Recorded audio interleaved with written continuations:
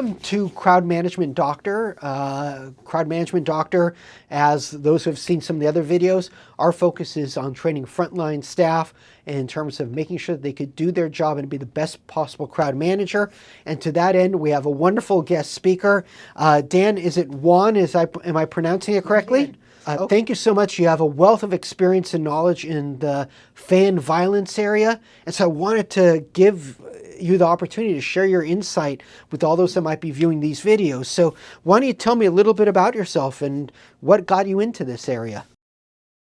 I'm trained as a social psychologist. My PhD is in social psychology, and I received that from the University of Kansas back in 1991. So I've been studying this since I was in graduate school. And I'm often asked, what was it that drove you to study sports fan behavior and with a fairly consistent emphasis on fan violence and fan aggression? And I think that when people ask that question, they always expect, well, I had a dream, or, I went on some vision quest. The reality was, in my doctoral program, the first class I had, the first assignment, I forgot about it. And it was an assignment that said, you had to come up with a testable hypothesis. And I walked into class and I had not remembered we had this assignment. Well, of course, there were only two people in the class. And the professor looked right at me and said, so Dan, what's your testable hypothesis? And all I could remember was that morning I'd been watching some sports highlights, and there was a soccer game over in Europe where there was like a bunch of fan violence and some rioting. And out of nowhere, I said, well, I think that the more a fan identifies with their sport team, the more likely they are to riot and be violent. You'd have thought I'd found the cure for the common cold. She thought it was the best thing she'd ever heard in her entire life. So how did I start to study sports fans? I started to study sports fans and fan violence because I was just forgetful enough to forget a class assignment. That's how I got onto this. And then I found out, gosh, no one's doing this, right? And this is in the 80s. You've got millions of sports fans just in this country, but from a psychological perspective, no one was studying this stuff. So I got lucky to find the topic, but it wasn't very long after that I fell in love with the topic because I knew I could sort of make it my own, I suppose. Okay. And part of that with a little bit about your background, what do you teach? Where do you teach? Yeah, I teach at Murray State. I've been here this is my 32nd year at Murray State University in Western Kentucky. I teach a variety of applied psychology courses. So I'll teach the business psych class. I'll teach the social psych class. Every other spring, I actually get to teach a class, the psychology of sport fandom, where we just basically take every aspect of fandom from a psychological perspective and talk about it, whether it's their affective and emotional responses, their behavior responses, the things that they think, the things that drive their interest in a team.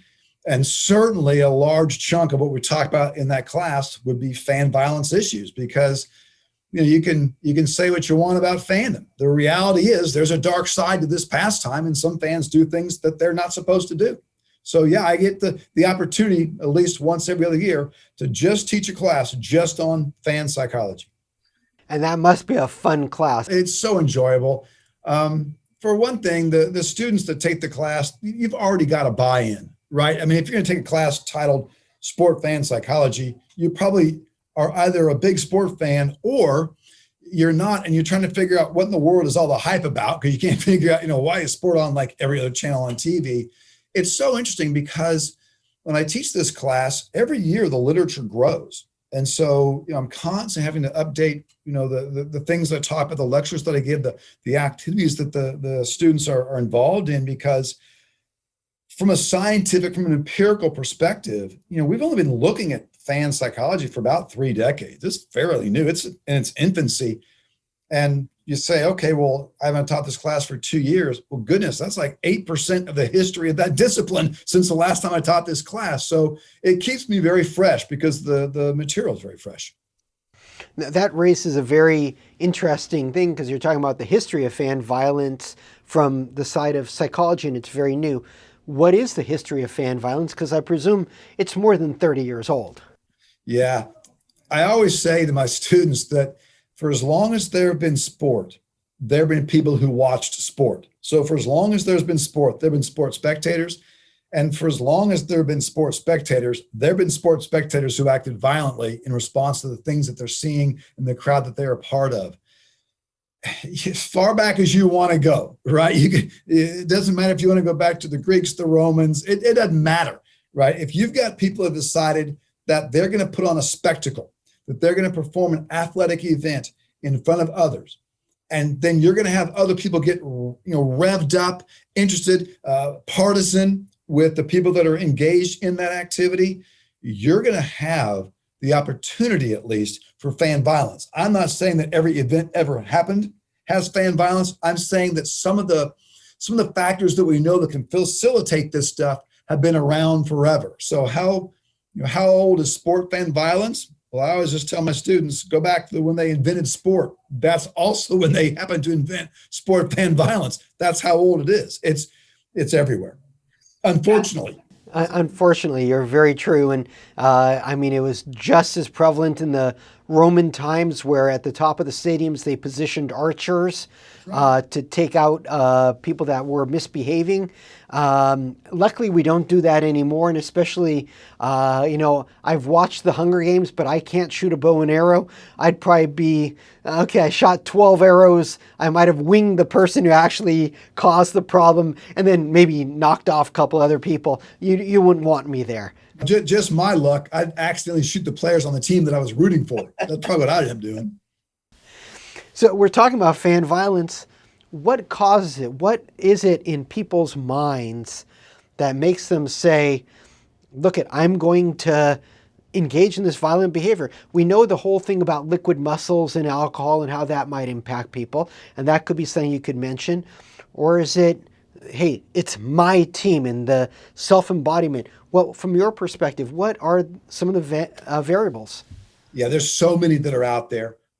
You can go on and on and on when you're looking at potential causes of sport fan aggression.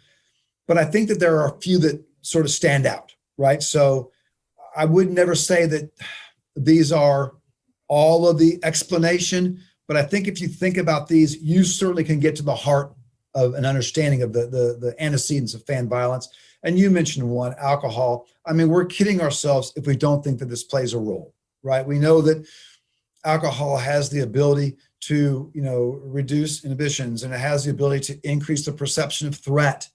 And certainly when people are intoxicated, they are more likely to perceive that others who have acted against them have done so purposefully, right? We don't excuse their behavior as an accident. So when somebody is intoxicated, someone walks down the aisle at a sporting event and they step on their foot, we think that person did it on purpose, rather than, my foot was in the way, they accidentally stepped on it.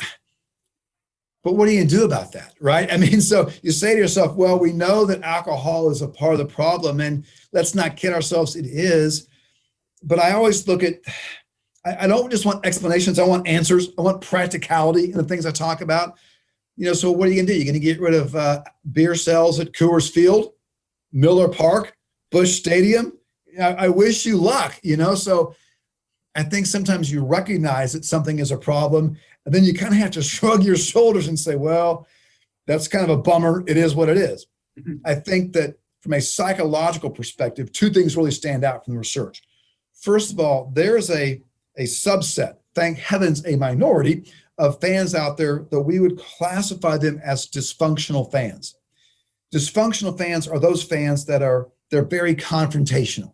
They seek out confrontation. For example, dysfunctional fans, they are likely to go to home games. They are particularly likely to go to road games because that's a scenario where they can confront followers of the other team.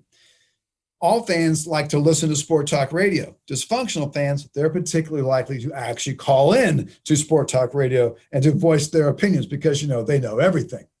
So they have this high level of dysfunction, and they end up being those fans that you just pray that you don't end up sitting around when you go to the games. They're swilling the beer. They know everything that the manager, the coach has done wrong. They seem to have not been born with that filter. They don't care that young people are around. As I always say, you go to a number of sporting venues now, they have the family section. They invented the family section to keep people away from the dysfunctional fans, right? That's how bad it's gotten in our society now, is we have to actually quarantine out the people that don't want to be exposed to these dysfunctional fans. So they're a pretty large part of the problem.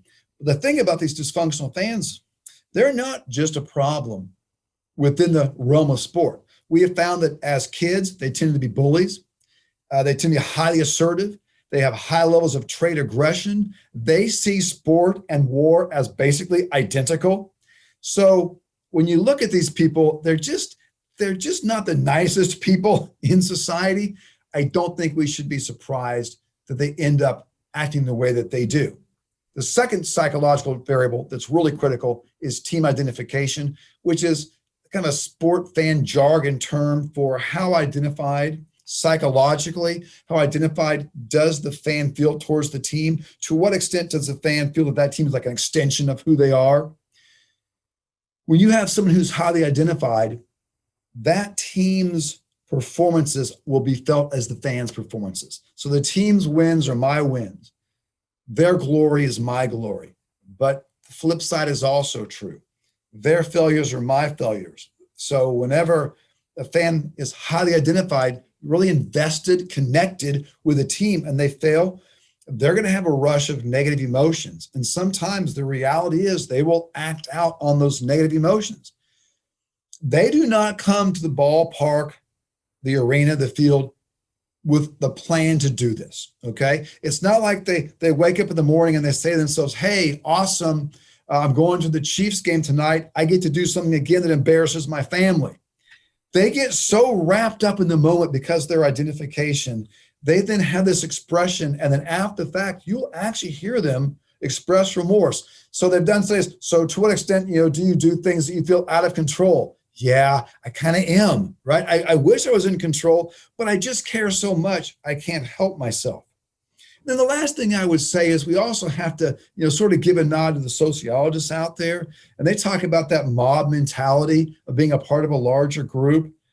The reality is fans know that they can do things and not be held accountable. If you're sitting in a crowd of 50,000 people, you can pretty much get away with saying things you're not supposed to say in public.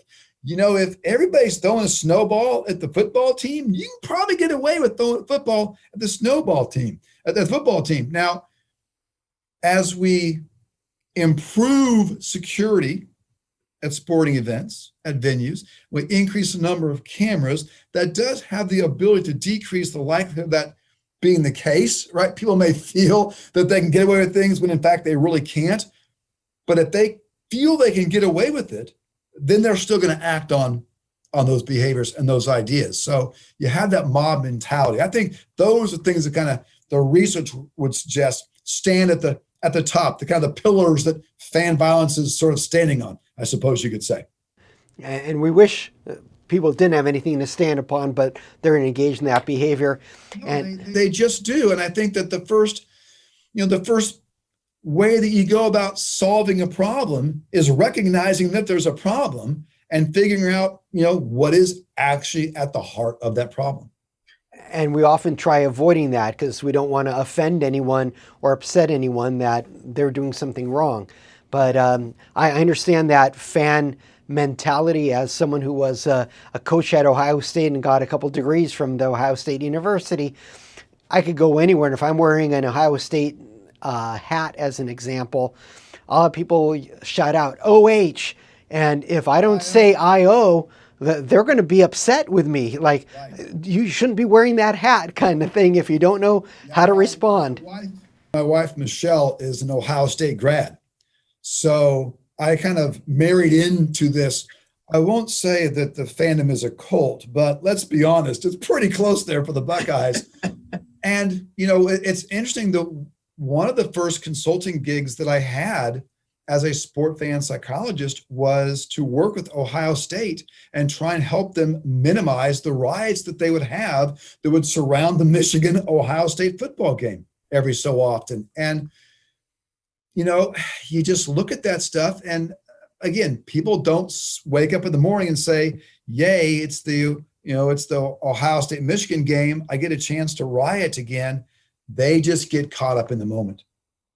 And I've experienced that, unfortunately, because I used to live off of High Street in Columbus, Ohio. And if they won, people would be, going crazy in the street. if they lost, they would be overturning vehicles and stuff like this. So I would park my car actually about a mile away from campus when I knew it was a major game on campus, just to, just to be safe. Smart. Now, do you think fan violence is more prevalent today than it was maybe 10, 15 years ago? One of the regrets that I have in the 35 years that I've been studying this topic is I wish I would have made a list of every question that I was ever asked in an interview or from a student, a reporter, because I would love to have some empirical evidence that question is the most often asked question of me over my 35 years. I don't have any actual hardcore data to show that, but if I had a dime for every time I was asked that question, I probably would have retired by now. And what a great question it is. And, from an applied perspective, that's something that we would want to know for those people that are on the front lines. Is it actually getting worse, or does it just seem to us like it's getting worse? The reality is, it's very hard to know because it's very hard to quantify these things. First of all, what are you going to consider an act of fan aggression? Is a fan screaming the F-bomb 5 or 6 times in a row at a player, 2 feet away from someone else's child? Is that an act of aggression? I think most of us would say that it is. How would you ever know how often that happens, right? People aren't sitting there recording everything that's going on. So are people more likely to curse in public now than they were 40 or 50 years ago? I mean, there's no doubt that they are, right? So you'd say, logically, it certainly seems like that's the case. Even though we have the absence of concrete data, I think that we can still be smart in our analysis of the possibility that this fan violence is increased. And I say that because when we look at theories that help explain violence in general, and also theories that help explain fan violence more specifically, there are things about those theories that probably are more powerful now than they were in years past, which would suggest to us that likely fan violence should be on the rise. Again, for example, team identification. The societal structures that people have historically sought out to gain a sense of identification, to gain a sense of belonging, a number of those structures are on the decline. Religious practices, for example. Our society, in some ways, is as religious as it's ever been, but they do not practice religion publicly together as a group to the extent that they once did. So church attendance on Sundays, for example, is on the decline. We don't live within walking distance of our relatives like we did, 70, 80, 90 years ago. These were ways that we would gain attachments to others. Those forms of identification, they're on the decline. Well, we're still going to try and identify, right? We still want to be that way psychologically. Something's got to take the place. Well, for a lot of people, fandom is the new religion, right? And so you say to yourself, okay, well, if more people are caring about their team, and if we know that caring about your team more facilitates aggression, I don't need to have data. That theory is pretty sound. As I always tell my colleagues, I don't have to touch the sun to know that it's hot, right? There's other pieces of evidence out there that would suggest that that's the case.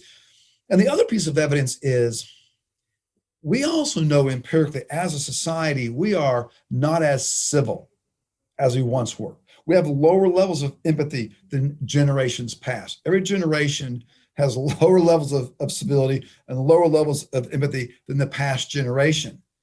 Well, if people aren't as nice as they used to be, we would logically expect sports fans to not be as nice as they used to be, right? I mean, drivers are way nastier to each other on the road than they were 50 years ago. Well, why would we expect sports fans to be different? We would not. The point I'm making is we might not have cold, hard data that we would like to answer this question. I don't think that we need it.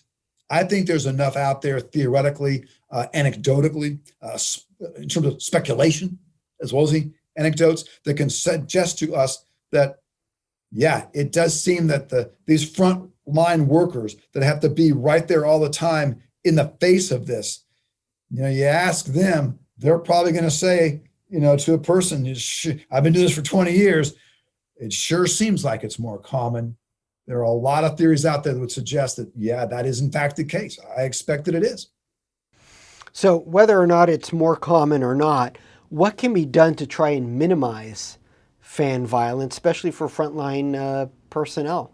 From the frontline personnel's perspective, what they have to remember is that when they are seeing a potential problem, when they are seeing that they're watching somebody act aggressively, or they've received a text that so and so in this seat's been engaging in problematic behaviors, and they go to engage that person, they need to remember that they are now actively a part of that environment, right? They are not the outside bystander, the outside mediator. They're now engaged directly in the situation. The person that's acting inappropriately, they're going to see the frontline person as a part of the scenario, right? So the frontline person, their response, their demeanor, right, how they carry themselves, that's going to serve as a way of triggering, influencing how that person's going to respond. If you go get in that person's face and you act, very confrontational, very assertive, you've got to expect that that's what you're going to get in return, right? I mean, if you throw gasoline on a fire, you can't be surprised when the fire rages out of control. So I think that the thing that you've got to remember as a frontline personnel is that you then become a part of the situation. You're not outside of it trying to do something about it. You're inside of it, right? And so your responses will help dictate the next move for that individual. To the extent that you can remain calm, to the extent that you can be non-confrontational, to the extent that you can, keep your voice down, keep a level head. And I know that you're going to have listeners that say, clearly he's never done our job before. And no, I have not. I know it's much easier said than done. But to the extent that they can do that, they are going to potentially help diffuse some of the scenarios. Not all, right? For some of these people that are acting problematically, it's not going to matter how you act, right? Your only option is going to be to call security and forcefully remove these individuals from the scenario. That's all you've got on your side of the ledger. The other thing that I think is of critical importance is we know these things are going to happen, right? I mean, every time you go to a sporting event these days, you fully expect to see some form of aggressive action. You expect to see somebody get, taken out of the stands. To think otherwise is awfully naive. Well, we know that's going to happen. The people that are in charge of the safety and security at these venues know that that's going to happen. They need to be very diligent in their practicing. They need to stage these things. They need to have all of their strategies, all of their protocols, not just in place, but done and practiced time and time and time again, so that when these things happen, and we know they're going to happen, when these things happen, they've done them enough that their responses are almost robot-like. And that's going to help them take out the emotion that they're going to feel in response to these things. They can go through them enough in practice that, okay, I'm not surprised by this anymore. I now know what's expected of me. We know what the protocols are. No one's looking around like, okay, what do we do in this scenario? That's the worst thing that can happen. You have to be very definitive, very precise, very concise, get in, handle the problem, and get out. The more you practice that stuff, the more effective those strategies will be. Well, you've worked with athletes like Michael Phelps and stuff like that. That's all part of muscle memory. And that's how they train you in the Army. And so keeping you exposed to different topics and how to respond. So if there's a fan who's smoking in a non-smoking area, it's about conveying what the policies are of the venue, that you're hoping that they're going to comply with it, that you as the person, you can't say, you're doing this wrong, you're violating the rules. You have to say, look, I have to enforce the rules. If I don't do this, I'm going to get fired. I hope you don't want me to get fired because this is my livelihood. The more that you practice it, the more confidence you have in yourself, right? So the person that they were hired as, one of the security, the ushers that go up and down the aisles at a baseball game, for example. Well, let's say it's their first game and they never had any training in this issue, and someone's smoking, that usher, they're not looking forward to that confrontation whatsoever, right? I mean, they're going to go down and say, well, I've never done this before. I'm not saying if they've practiced it, they're going to, relish the confrontation, but at least they have the speech down, the spiel down. At least they can, they can cite the regulations for that arena. They've got the knowledge base that they can be confident in. And that confidence alone may be enough in how they present themselves to make that fan think, yeah, okay, I can see it. They're pretty rational. This is reasonable. As opposed to if they kind of go back and they're sort of tentative, that fan's going to be like, whatever, it doesn't, I'm not buying into this. I think that there's a lot of advantages to getting this stuff down to where it's second nature. Now, this is all very helpful and good information. I want to thank you very much, Dr. Wann, for providing this insight for people that are frontline staff, because they're probably thinking the same thing. They might be saying, hey, I've worked in, as an usher for 30 years. I have not seen this kind of language. When I started off in the field, there were no fan codes of conduct. When I started in the field, even before my time, back in the 40s and 50s, people would come in a suit and a tie and, a hat and be very formal, like this was a major outing.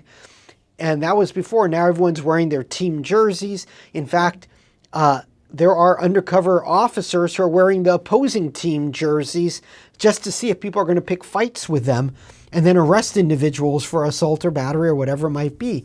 So things have changed a lot, but that doesn't mean we can't turn the tide as well.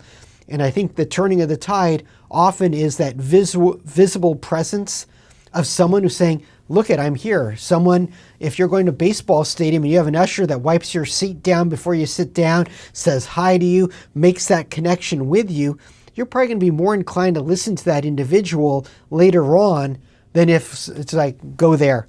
Someone's just directing you versus someone's creating a relationship. Absolutely. I think that, again, that goes back to the demeanor during the encounter.